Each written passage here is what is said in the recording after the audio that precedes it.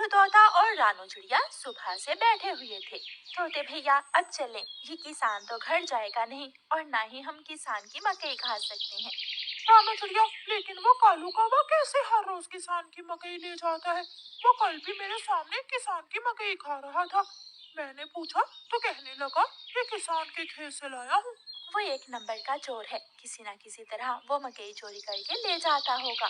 किसान खेत में काम कर रहा था और चिड़िया और तोता बिना मकई खाए ही जंगल वापस चले जाते हैं। हाँ भी तोते और चिड़िया, बताओ क्या आज तुमने किसान के खेत से मकई खाई है? ना, हम तो सुबह से दोपहर तक पेड़ पर बैठे रहे, लेकिन वो किसान है कि घर गया ही नहीं और हम थक हार कर बिना मकई खाए ही जंगल लौट आए।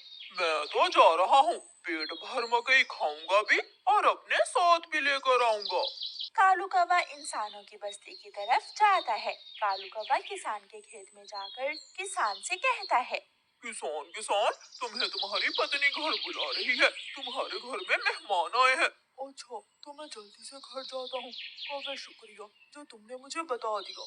किसान अपने घर चला जाता है और कौवा मजे मजे से किसान के खेत से मकई खाने लगता है। नहीं, मैंने तो आपको नहीं बुलाया। क्या मेहमान नहीं आए थे? तो फिर उस काले कौवे ने मुझसे झूठ क्यों बोला? कौवा झूठा है, मैंने तो उसे नहीं भेजा।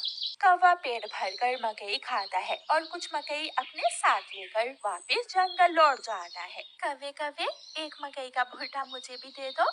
ना, मैं तो मकई का भुट्टा किसी को नहीं दूंगा, बहुत मुश्किल से लाया हूँ मैं। कौवा चिड़िया के सामने बैठकर मकई का भुट्टा खा रहा था और चिड़िया के मुंह में पानी आ रहा था। दूसरे दिन कौवा फिर से किसान के खेत में जाता है और किसान से कहता है, किसान किसान, मैं अभी तुम्हारे घर से आया हूँ, तुम्हारे बेटे को तेज बुखार है, जल्दी से घर जाओ। कौवे की बात सुनकर किसान घबरा जाता है और कुछ सोचे बिना अपने घर भाग जाता है और कौवा मजे से मकई खाने लगता है। कहाँ है मेरा मुन्ना? मुन्ना तो बाहर खेलने गया हुआ है। क्या मेरा मुन्ना ठीक है? हाँ, मुन्ना तो बिल्कुल ठीक है। तो फिर इसका मतलब आज फिर उस शरारती कौवे ने मुझसे शरारत की है। उसने मुझसे कहा कि मेरे मुन्ने को बुखार है, मैं जल्दी घर जाऊं। वो कौवा जरूर आपको घर भेजकर खेत से फसल खाता होगा। मैं कल देखूंगा वो कौवा कैसे मुझे उल्लू बनाकर मेरे खेत से मेरी फसल खाता है। कौवा जंगल जाकर बहुत खुश था। वो जो मकई अपने साथ लाया था वो तोते और कबूतर के सामने बैठकर खाता है। वाह, मजा ही आ गया, ये मकई तो बहुत स्वादिष्ट है। यार कौवे, थोड़ी सी मकई मुझे भी दे दो। हाँ ठीक है, अगर तुम मेरे घर का काम कर दो तो मैं तुम्हें भी मकई दे सकता हूँ। मैं भी करूँगा, मैं भी कौवे आपके घर का सारा काम करूँगा, मुझे भी मकई दे देना। ठीक है, तो फिर जल्दी से मेरे साथ आ जाओ। कौवा कबूतर और तोते को अपने घर ले जाता है। तोते, तुम जल्दी से मेरे घर की सफाई सुथराई कर दो और कबूतर तुम जल्दी से मेरे सारे बर्तन धो दो, फिर मैं तुम दोनों को मकई दूंगा। फिर कबूतर अपने काम में लग जाता है और तोता कौवे के घर की सफाई सुथराई करने लगता है। दोनों अपना अपना काम खत्म कर देते हैं। कौवे, मैंने काम कर दिया है, अब मुझे मकई दे दो। मैंने भी काम कर लिया है, मुझे भी मकई दो। कौन सी मकई? चलो भाग जाओ यहाँ से तुम दोनों, मैं तुम्हें कुछ नहीं देने वाला। तुम धोखेबाज हो, तुमने धोखे से हमसे अपना काम करवाया और अब हमें भूखे ही भेज रहे हो। कबूतर और तोता वहाँ से चले जाते हैं।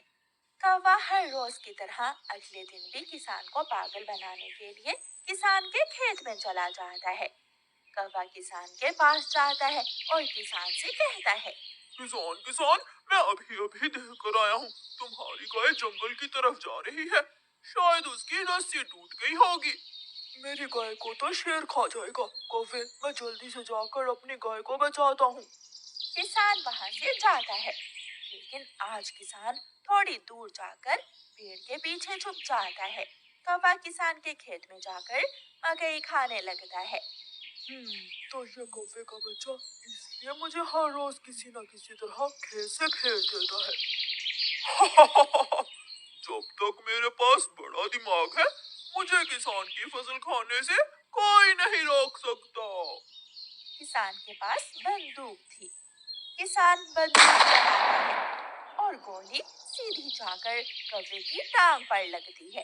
कौवा बहुत मुश्किल से वहां से भागता है और किसी न किसी तरह अपने जंगल वापस पहुंच जाता है। वो अपने घर के बाहर आकर गिर जाता है। हाय,